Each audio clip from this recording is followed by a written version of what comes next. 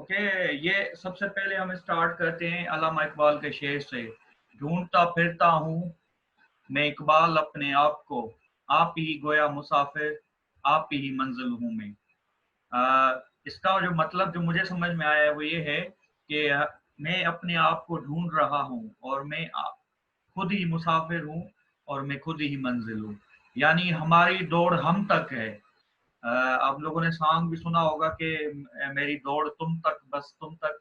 But ये song मेरे point of view से गलत है, क्योंकि हमारी दौड़ सिर्फ अपने आप तक है।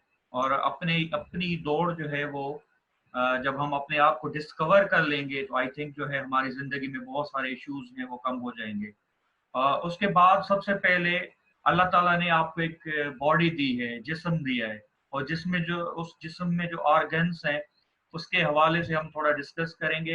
ह्यूमन बॉडी में सबसे पहले जो आपकी आंख है, अगर आप अपनी आंख पे फोकस करें, ह्यूमन आई जो है वो तकरीबन 576 मेगापिक्सल है। और इसका जो आईएसओ है वो है तकरीबन 800। तो यानी ये हम जो कहते हैं, फॉर एग्जांपल हम मोबाइल लेते हैं या कैमरा लेते हैं तो हम 13 मेगापिक्सल की कैमरा या 18 मेगापिक्सल की कैमरा लेके बहुत खुश होते हैं। अगर आप फोकस करें तो अल्लाह ताला ने हमें दी है 576 मेगापिक्सल। तो इस पे हम कहेंगे फबिअय्यि आलाइ रब्बिकुमा तुकज़्ज़िबान, और तुम अपने परवरदिगार की कौन कौन सी नेमत को झुटलाओगे। उसके बाद आ, हमारी हार्ट जो है वो तकरीबन 72 पर मिनट में बीट होती है। और उसके बाद एक दिन में 1,03,680 मरतबा धड़कती है। और अगर हम इसको एक साल में कन्वर्ट करें तो ये तकरीबन 3 करोड़ बार जो है वो हमारे दिल धड़कती है। अगर ये अपनी जिंदगी सारी जिंदगी पे फोकस करें तो ये हमारी जो दिल है वो तकरीबन 3 अरब मरतबा जो है वो दिल धड़कती है। ये एक एवरेज है। और ये हमारी जो दिल है ये तकरीबन एक पंपिंग ऑर्गन है हमारी बॉडी का। ये तकरीबन 1600 ब्लड लीटर जो है वो 1600 लीटर ब्लड जो है वो 1 घंटे में क्लीन करती है। तो इस पे हम बिल्कुल कहेंगे फबिअय्यि आलाइ रब्बिकुमा तुकज़्ज़िबान, और तुम अपने परवरदिगार की कौन कौन सी नेमत को झुटलाओगे। उसके बाद ये हमारी दिल जो है वो सॉरी ये किडनी जो है वो क्लीन करती है 2 लीटर्स इन 1 मिनट। तो इस पे हम फिर से कहेंगे फबिअय्यि आलाइ रब्बिकुमा तुकज़्ज़िबान, और तुम अपने परवरदिगार की कौन कौन सी नेमत को झुटलाओगे। उसके बाद जो हमारा नोज है ये जो है वो एसी की तरह काम करता है। ये अगर गर्म हवा इनहेल करता है तो उसका टेम्परेचर नॉर्मल करके हमारे फेफड़ों में उस हवा को एयर को भेजता है और फिर वो बाहर निकालता है। अगर ठंडी हवा एयर इनहेल करता है, हद से ज्यादा ठंडी हवा, तो फिर उसको ये अपनी नॉर्मल बॉडी के टेम्परेचर के हिसाब से करता है और फिर जो है वो फेफड़ों को भेजता है। तो इस पे हमें कहना चाहिए फबिअय्यि आला कि रब्बिकुमा तुकज़्ज़िबान, और तुम अपने परवरदिगार की कौन कौन सी नेमत को झुटलाओगे। और उसके बाद ये जो है हमारा नोज तकरीबन 60,000 परफ्यूम यानी पर 60,000 खुशबू को जो है वो ये सूंघ सकता है और उसको इनहेल कर सकता है और उनको याद कर सकता है कि हमारे अंदर जो जितनी खुशबुएं हमने ली वो उनको स्टोर कर सकता है। और उसके बाद हमारा ब्रेन दुनिया की सबसे अमेजिंग मशीन, दुनिया की सारी टेक्नोलॉजी जो आज तक हमारे दरमियान मौजूद है इस दुनिया में, उसके बावजूद हमारा ये ब्रेन उन सारी टेक्नोलॉजी के बराबर है। इस ब्रेन के सामने कोई भी सबसे बड़ी टेक्नोलॉजी नहीं है। इसके बारे में कुछ फैक्ट्स पढ़ेंगे। आपका brain equal to all technology of the world. उसके बाद जो आपका ब्रेन है ये तकरीबन 8.4 ट्रिलियन कंप्यूटर्स के बराबर है। आप इमेजिन नहीं कर सकते एक लैपटॉप हमारा कितना पावरफुल है, लेकिन आपके इस ब्रेन में 8.4 ट्रिलियन कंप्यूटर जितना पावर है। और उसके बाद आपके ब्रेन में अनलिमिटेड मेमोरी, आप कितनी भी मेमोरी इसमें स्टोर करें वो कम है।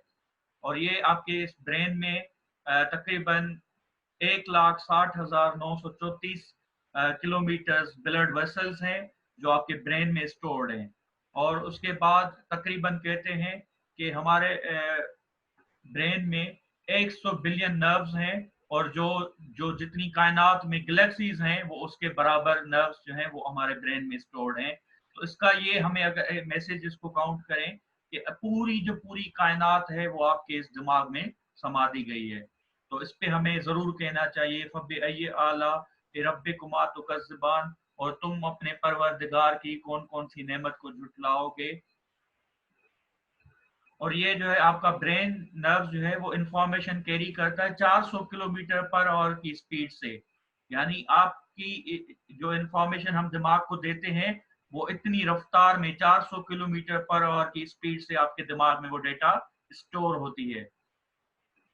उसके बाद आपके ब्रेन में आपका ब्रेन जो है वो तकरीबन 10 से 23 वॉट्स की जो है बिजली जनरेट करता है अपने अंदर। तो इस पे हमें जरूर कहना चाहिए फबअय्यि आला रब्बिकुमा तुकज़्ज़िबान, और तुम अपने परवरदिगार की कौन कौन सी नेमत को झुटलाओगे। जब इतनी इतनी पावरफुल हमारे पास चीजें हैं अल्लाह ताला ने हमें दी हैं, ये हैं आप द रियल यू इसको कहते हैं। तो उसके बाद ऐसी क्या चीज है जो हमें फिर भी आगे बढ़ने से रोकती है? ऐसी क्या चीज है जो हमें तंग करती है? यानी अगर आपके पास दिमाग इतना पावरफुल है तो आपका माइंड कहाँ लोकेटेड है, कहाँ पे पड़ा हुआ है, फिजूल पड़ा हुआ है। अब वो इस तरह से फंक्शन नहीं करता जिस तरह से उसको फंक्शन करना चाहिए।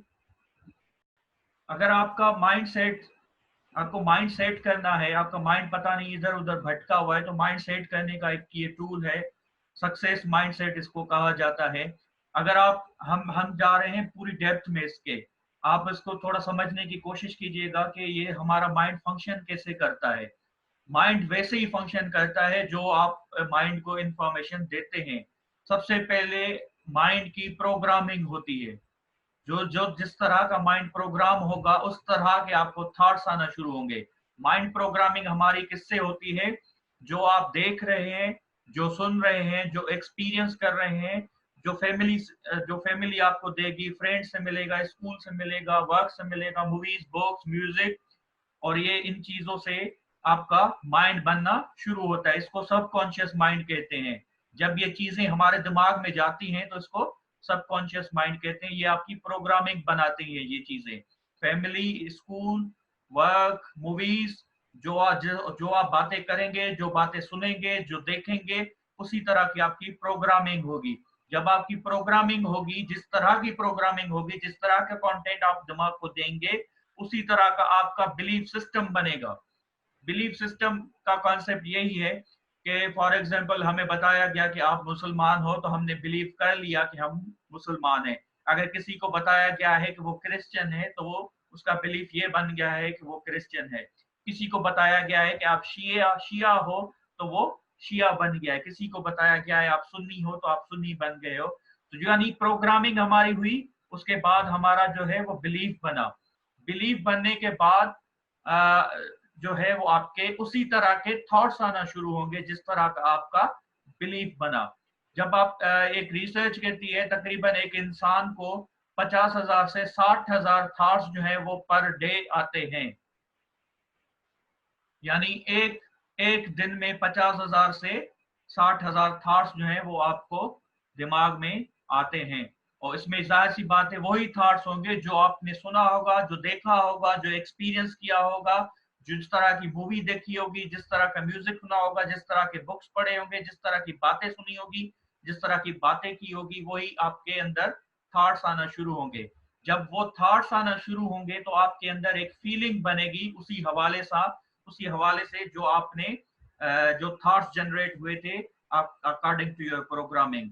और उसके बाद आपकी जब फीलिंग्स बनेगी तो आपके जिंदगी में एक्शंस आना शुरू होंगे।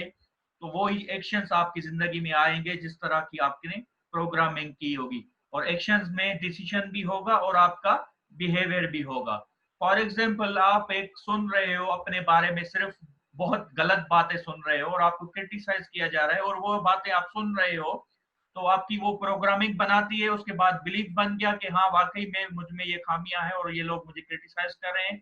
उसी तरह के थॉट्स आना शुरू होंगे, उसी तरह की फीलिंग्स बनेगी और उसी तरह के एक्शंस होंगे और आपके बिहेवियर में बेचैनी होगी, क्योंकि आपको वो कुछ चीज परेशान कर रही है जो लोग आपको क्रिटिसाइज कर रहे हैं।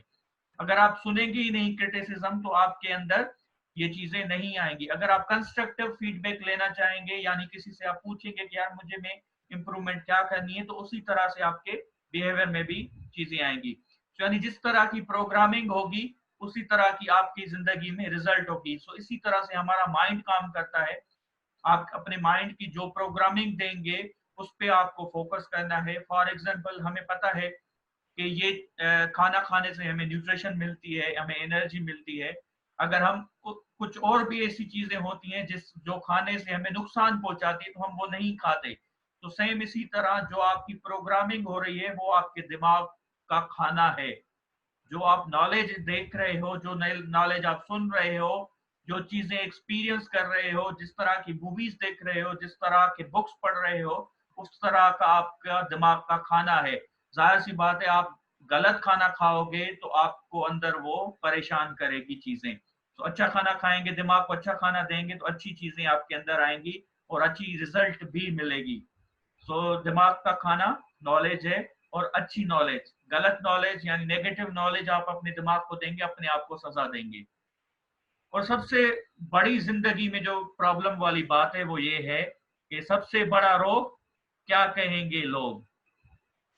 किस किस को फेयर है लोगों का, यानी लोगों के ओपिनियंस का। सो लोगों का फेयर होता है, और लोगों के फेयर की वजह से हम बहुत बड़े डिसीजन जो है जिंदगी के वो चेंज करते हैं। लोग तो ऐसे हवाल काट के चले जाते हैं, लेकिन हमें उस जगह पे स्टक कर जाते हैं कि जहां पे हमें मतलब वो हम डिसीजन अपनी जिंदगी का चेंज करते हैं। ओके, सो सबसे बड़ा रोग क्या कहेंगे लोग। मैं एक चीज बताऊंगा, इंशाल्लाह उसके बाद ये लोगों का फेयर जो है वो आपको कम होना शुरू हो जाएगा, नहीं होगा बल्कि। ये पीछे आप पिक्चर में रॉकेट देख रहे हैं। In life you have critics. अगर आपकी जिंदगी में क्रिटिसिज्म है, तो बिकॉज जब रॉकेट उड़ता है तो आग तो लगनी है, धुआं तो उड़ना है। So don't worry about it, because आप जब रॉकेट वाली परवाज लेंगे, जिंदगी में कुछ डिफरेंट करना चाहेंगे, उड़ना चाहेंगे, तो धुआं भी उठेगा, आग भी लगेगी लोगों को, और लोगों को जलन भी होगी। अगर आप इन लोगों की परवाह करेंगे तो मैं सच बता रहा हूं कि आप आगे नहीं बढ़ सकेंगे। बहुत से लोगों को तो आपके सेशन अटेंड करने पे भी एतराज होगा। बहुत से लोगों को तो मेरे सेशन कंडक्ट करने पे भी एतराज होगा। अगर हम इसी तरह से लोगों के ओपिनियंस को मैटर देंगे, इंपॉर्टेंस देंगे, तो जाहिर सी बात है हम खुद भी आगे नहीं बढ़ सकेंगे। बिकॉज लोग हवाल काट के बकवास करके चले जाते हैं, लेकिन आपको परेशान कर लेते हैं। और मैं एक और चीज आपको बता दूं कि लोगों की जो चीजें हैं वो इम्पेक्ट तब करती हैं हमें, जब हम उनकी बातों पे फोकस करते हैं। इफ सपोज अगर हमें कोई क्रिटिसाइज कर रहा है, तो हम उस पर फोकस करते हैं, और फोकस के बाद ही हमारे अंदर थॉट्स आना शुरू होते हैं। अगर हम उसी वक्त ये कहें, कोई क्रिटिसाइज कर रहा है, हम ये कहें चलो इसका तो काम ही बकवास करना है, भाड़ में जाए, तो जाहिर सी बात है आपके अंदर वो इमोशनल फीलिंग्स नहीं आएंगी, वो उसके क्रिटिसिज्म की। बिकॉज आप खुद भी लोगों की बातों को, ओपिनियन को इंपॉर्टेंस देते हैं, जिस वजह से वो चीजें आपको हर्ट करती हैं। जिस दिन आपने लोगों के ओपिनियन को इंपॉर्टेंस देना छोड़ दिया, तो आपको जिंदगी में रॉकेट बनने से कोई नहीं रोक सकता, उड़ने से कोई नहीं रोक सकता आपको। एक और लफ्ज है आई के नाम से, is a most frequently used word in any language. यानी ये पूरी जिंदगी में सबसे ज्यादा जो लफ्ज यूज होता है वो आई का लफ्ज यूज होता है। और हम इस आई की वजह से जो है वो बहुत परेशान होते हैं। आई को आप ईगो भी कर सकते हैं। कुछ लोग ईगो में कहते हैं कि बस मैं ही कर सकता हूँ, मैं ही इसका खिलाड़ी हूँ, मैं ही मास्टर हूँ, मैं ही हर सब कुछ हूँ। तो ये चीजें भी आपकी जिंदगी में आए भी बहुत बड़ा इशू क्रिएट कर सकती है। जस्ट बी योर सेल्फ, आप जो हो वो हो। लोगों को प्रूव मत करो कि आप क्या हो। जो जाहिर सी बात है, लोगों को आप जब प्रूव करना चाहते हो तो आप आए पे ज्यादा फोकस करते हो। जिस दिन आपने लोगों को प्रूव करना छोड़ दिया, अपने लिए काम करना शुरू किया, तो आय पे आपका फोकस कम हो जाएगा, और आपको ये डिफरेंशिएट जो है वो पता चल जाएगा मी एंड माई का। व्हेन यू से समवन आई लव यू, सो उसमें भी आई पहले आता है, और हम लव पे ज्यादा फोकस करते हैं, यू पे ज्यादा फोकस करते हैं, और हम आई को भूल जाते हैं। तो सबसे पहले आपको अपने आप से प्यार करना है। जिस दिन आप अपने आप से प्यार अच्छा करना शुरू करेंगे, तो तभी आप दूसरों से प्यार करना आपको समझ आएगा कि दूसरों को प्यार कैसे किया जाए और दूसरों को अच्छा लव, पॉजिटिव लव कैसे दिया जाए। सो आप आई पे फोकस करें, और उसके बाद हम कंटिन्यू करते हैं। जब हम पैदा होते हैं ना, तो अल्लाह ताला ने हमें ये आय दी हुई है। आय को हम खुद ही कहते हैं, इसको ओवर कॉन्फिडेंट में कन्वर्ट नहीं करना, और हम इसको खुद ही कहते हैं। जिस तरह अल्लामा इकबाल ने भी कहा है, खुद ही पे बहुत कुछ कहा है। एक पोएट्री मैंने भी इसमें ऐड की हुई है स्लाइड में, वो मैं आपको आगे बता रहा हूँ। तो जब हम पैदा होते हैं, तो आय के साथ पैदा होते हैं, अपनी एक पहचान होती है जो खुद ही के नाम से जानी जाती है। उसके बाद हमें इन्वायरमेंट मिलना शुरू होता है। जो जो घर का एनवायरनमेंट होगा, फैमिली का एनवायरनमेंट होगा, जिस जिस तरह के लोगों में आप पलेंगे बढ़ेंगे, तो उस तरह का आपका करेक्टर बनना शुरू हो जाएगा। और जब आपका करेक्टर बनेगा, तो आपकी वही शख्सियत होना शुरू हो जाएगी, पर्सनैलिटी बन जाएगी आपकी, और वही आपकी आगे जाके पहचान बन जाती है। और वो लोग बहुत परेशान होते हैं जो सिर्फ इस इन्वायरमेंट पे रिलाय करते हैं, और वो लोग बहुत खुश होते हैं, जिंदगी में बहुत अच्छा करते हैं जो लोग अपने इस आय को जरूर सुनते हैं। कुछ लोगों को इन्वायरमेंट का ओपिनियन बहुत मैटर करता है, और कुछ लोगों को अपना ओपिनियन बहुत मैटर करता है। सो एनवायरनमेंट की जब आप सुनेंगे, तो आप अनसर्टेनिटी में रहेंगे, आप परेशान रहेंगे, आपके अंदर एक बेचैनी होगी कि यार ये समझ में नहीं आ रहा, बिकॉज एनवायरनमेंट कुछ और कह रहा होगा, और जो आप हैं वो आप कुछ और चाह रहे होंगे। जिस दिन आपने उस अपने आप को समझ लिया, तो एनवायरनमेंट की बातें आप पे ज्यादा इम्पैक्ट नहीं करेंगी। ये हम आज ट्रेनिंग्स में ये पढ़ा रहे हैं कि खुद ही पे फोकस करें। हमारे बड़े जो बुजुर्ग हैं वो कह गए, खुद ही को कर बुलंद इतना कि हर तकदीर से पहले खुदा खुद बंदे से पूछे बता तेरी रजा क्या है। ये खुद ही आपकी ये आय है। जिस दिन आपने अपने आय को समझना शुरू किया, तो अल्लाह ताला खुद बताएगा, ए बंदे बता तेरी रजा क्या है। और उसके बाद एक और चीज है, अपने ही मन में डूब के पा जा सुराग जिंदगी। हम तो जिंदगी दूसरी जो तरफ है वही देखना चाहते हैं, लेकिन हमने कभी अपने आप पे फोकस नहीं किया, अपने मन में डूब के नहीं देखा कि जिंदगी है क्या। हम सिर्फ बाहर की दुनिया में देखते रहते हैं कि जिंदगी है क्या। और एक और चीज है, जा जा वरदा है मंदिर मस्जिद, और कटी कटी मन अपने विच वड़िया नहीं, रोज लड़दा है शैतान नाल, कब कटी नफ्स अपने अपने नाल लड़िया नहीं। सो सो आप लोग जो हैं वो अगर अपने आप को समझेंगे, तो उस दिन आपकी जिंदगी जो है वो बहुत आसान हो जाएगी। सो ये करेक्टर, ये पर्सनैलिटी, ये आइडेंटिटी, जिस दिन आप इनको झाड़ना शुरू कर देंगे, तो आप आय पे फोकस करेंगे। और उसके बाद जब आप कुछ करना चाहते हैं, तो ये जिंदगी के 3 इंपॉर्टेंट पार्ट हैं जिसमें पूरी जिंदगी आ जाती है। जिसमें पहला जो पार्ट है वो है आपकी बॉडी, जिसमें फंक्शंस हैं डिफरेंट, जिसमें नर्व्स आ गए, जिसमें 5 सेंसेस आ गए, जिसमें ब्रेन आ गया, जिसमें organ, cell, protein, CHO, fats, ये सारी चीजें आ गई। और उसके अलावा आपका है सोल, जो आपकी पर्सनैलिटी है। और जिस उसमें है एक कॉन्शियस माइंड है, कॉन्शियस माइंड जो थिंकिंग और रीजनिंग देती है, और एक है सब कॉन्शियस माइंड जो बिलीव्स, एटीट्यूड और फीलिंग्स और इमोशंस और मेमोरीज करता है। अगर मैं आपको क्लियर करूं कि इसमें कॉन्शियस माइंड में और कॉन्शियस माइंड में और सबकॉन्शियस माइंड में क्या फर्क है। कॉन्शियस माइंड ये है जो आप फोकस करके चीजों पे चल रहे हैं, और सबकॉन्शियस माइंड वो है जो आपके अंदर एक एक तूफान मचा हुआ है, आपके अंदर एक बातें चल रही हैं, आप कुछ डिसीजन लेना चाह रहे हैं, तो आपको वो चीजें डरा रही हैं, ये डिसीजन लोगे तो ये होगा, वो करोगे तो वो होगा। वो सबकॉन्शियस माइंड में चीजें होती हैं जो आपके अंदर जो डर, फियर और ये चीजें पैदा करती हैं। और उसके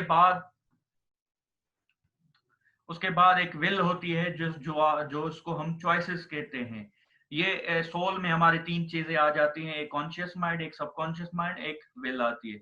उसके बाद एक आपकी थर्ड लेवल आती है जिसको हम स्पिरिट कहते हैं, अगर आप इस पे पहुंच गए स्पिरिट पे, तो आपकी जिंदगी की मीनिंग मिल जाएगी आपको, और उसके बाद आपको जिंदगी का पर्पस मिल जाएगा, और आपको लव मिल जाएगा।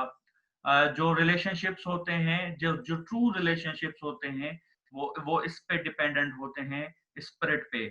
और ये पूरी बॉडी जो है, पूरी इंसानियत जो है, वो इस इन तीन चीजों में समाई हुई है, बॉडी, सोल एंड स्पिरिट में। ये आपको इन चीजों पे काम करना है, अपने आप को समझना है कि हमें इन चीजों को कैसे मेंटेन करना है। जिस तरह मैंने बताया, बिलीफ, एटीट्यूड, फीलिंग, इमोशन, ये चीजें आपकी प्रोग्रामिंग से बनती है। तो आप अपनी प्रोग्रामिंग का खास ख्याल रखें कि आप अपनी प्रोग्रामिंग को कैसे बेहतर बना सकते हैं। उसके बाद जब आप कुछ करना चाहोगे जिंदगी में, मतलब आप कुछ डिफरेंट करना चाह रहे हो और लोगों को समझा रहे हो, तो लोग, आप मेंटली तैयार रहें, लोग आपको जल्दी में एक्नॉलेज नहीं करेंगे। हम चाहते हैं कि जल्दी में हमें चीजें मिलें, और जल्दी में लोग जो है वो उसको वाह वाह करना शुरू हो जाएं। जल्दी में लोग शुरू वाह वाह नहीं करते। आप अभी मिसाल ले लें कि ऑनलाइन क्लासेस तो अभी बहुत से लोगों को समझ में नहीं आ रहे, क्योंकि ये नई चीज है। तो ये 3 फेजेस होते हैं एक्सेप्टेंस के। नंबर 1 फेज जो है वो उस पे, जब आप किसी के साथ अपना ड्रीम या कोई अपनी विश, कोई ख्वाहिश शेयर करेंगे, तो लोग आपको क्रिटिसाइज करेंगे बहुत ज्यादा। और उसके बाद आपका जो है वो मजाक उड़ाया जाएगा, आप पे फन करना शुरू हो जाएंगे, और वो आपकी बैक बाइटिंग भी करना शुरू हो जाएंगे कि कुछ लोग कहेंगे ये पागल हो गया। और ये आपने कॉमन चीजें सुनी होगी। इसको कहते हैं फर्स्ट फेज ऑफ एक्सेप्टेंस, जो ये पहला फेज है। उसके बाद सेकंड फेज आता है, जो बहुत बहुत एक्सट्रीम लेवल पे होता है। सेकंड फेज में आपसे वो लोग रेजिस्टेंस करते हैं, और उसके बाद जो लोग फाइट पे भी आ जाते हैं, और उसके बाद एक्सट्रीम क्रिटिसिज्म पे भी आ जाते हैं। लोग आपके पीछे गालियां देना शुरू करते हैं, आप पे लड़ना शुरू हो जाते हैं, आपको बहुत कुछ जो है वो और सुनना पड़ता है। सो ये 2 फेजेस हो गए। उसके बाद जो तीसरा फेज है, वो ये फेज है जो एक्सेप्टेंस वाला होता है, कि एक्सेप्टेंस, वो फाइनली आपकी बातों पे जो है वो बिलीव करना शुरू कर देते हैं, कि कहते हैं कि हाँ यार, ये बहुत अच्छा काम कर रहा है। उसके बाद आपकी तारीफें भी होती है, आपको लव भी मिलना शुरू हो जाता है, केयर भी मिलती है। और वो कुछ लोग तो ये भी कहते हैं कि हमें पता था कि ये जो है वो जीत जाएगा और बहुत कुछ जिंदगी में कर जाएगा।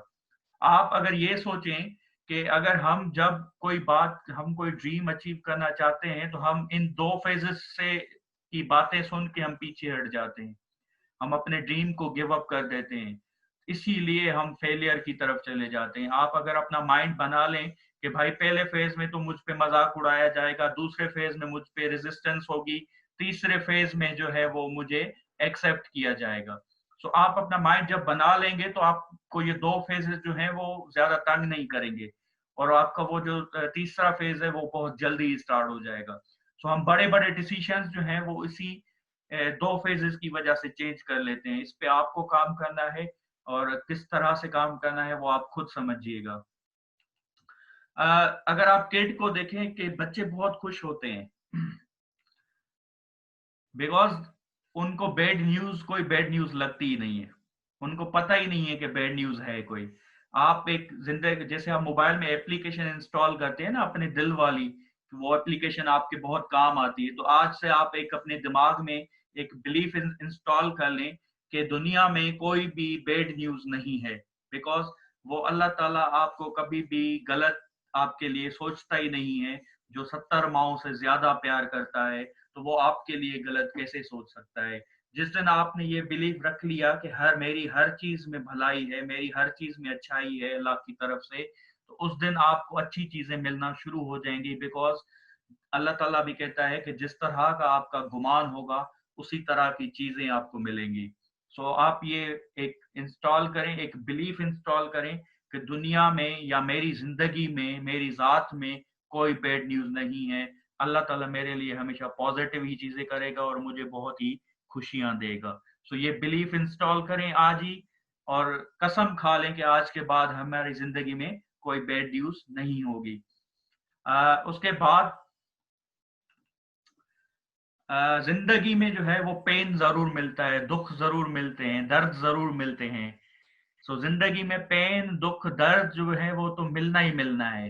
अब चॉइस आपके पास ये है कि पेन तो आएगा ही आएगा, उससे आप भाग नहीं सकते, बिकॉज दुनिया को अगर आप देखें तो वो दो में है, पेयर में है, सुख है, दुख है, दिन है, रात है, खुशी है, गम है, तो यानी हर चीजें जो है वो पेयर में है।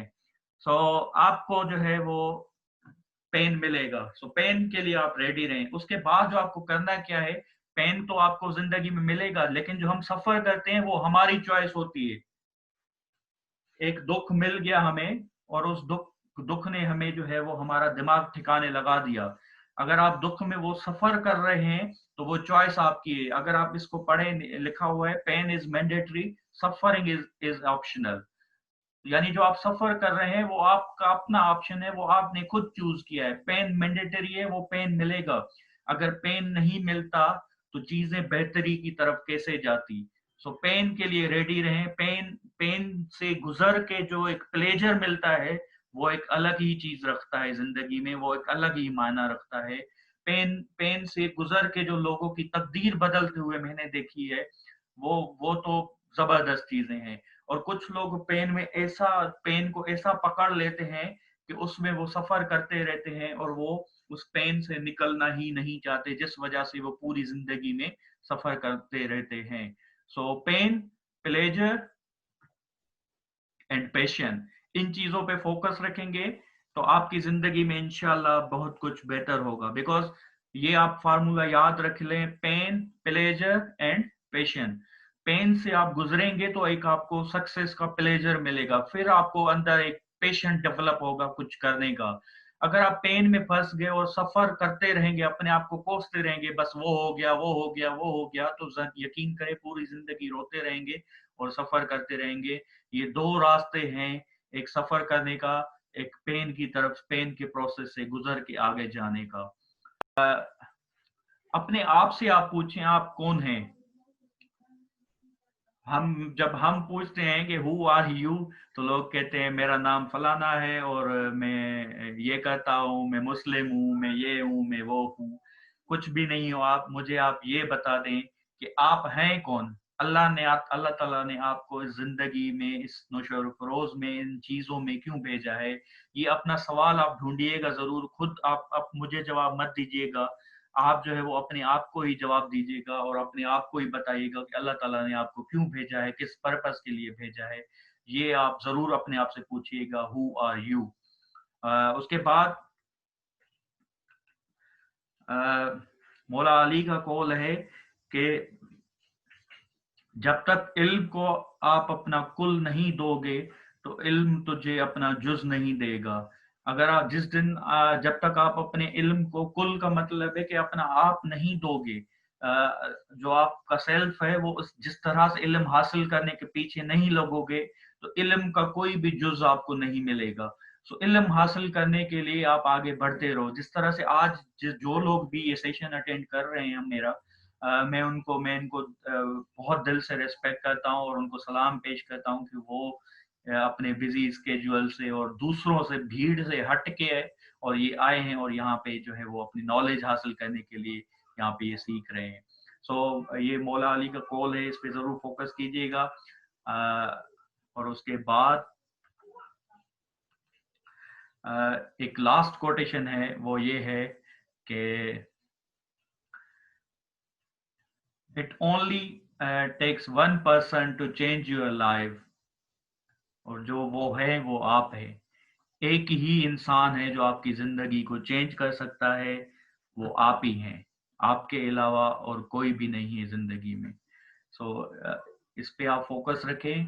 और हम जब किसी से रिलेशनशिप में होते हैं तो हम बड़े बड़े दावे करते हैं कि मेरे लिए वो करेगा, वो करेगा, फला करेगा, कोई करेगा। कोई भी नहीं करेगा। जिंदगी आपकी रिस्पॉन्सिबिलिटी है, आप ही को देखना है और आप ही को संभालनी है, आप ही को इसकी टेक केयर करनी है। कोई और जो है वो जिंदगी जिंदगी आपकी नहीं संभाल सकता। जिस दिन आप अपनी जिंदगी की ड्राइविंग सीट को किसी और को बिठाते हैं तो आप क्या करते हैं, आप ड्राइविंग जिंदगी की गाड़ी में आप पीछे जाके बैठ जाते हैं।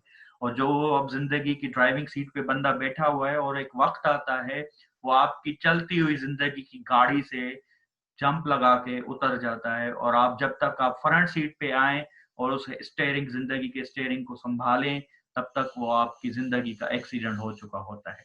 सो काइंडली कभी भी अपनी ड्राइविंग सीट जिंदगी की किसी और को मत दे, किसी और को मत दे।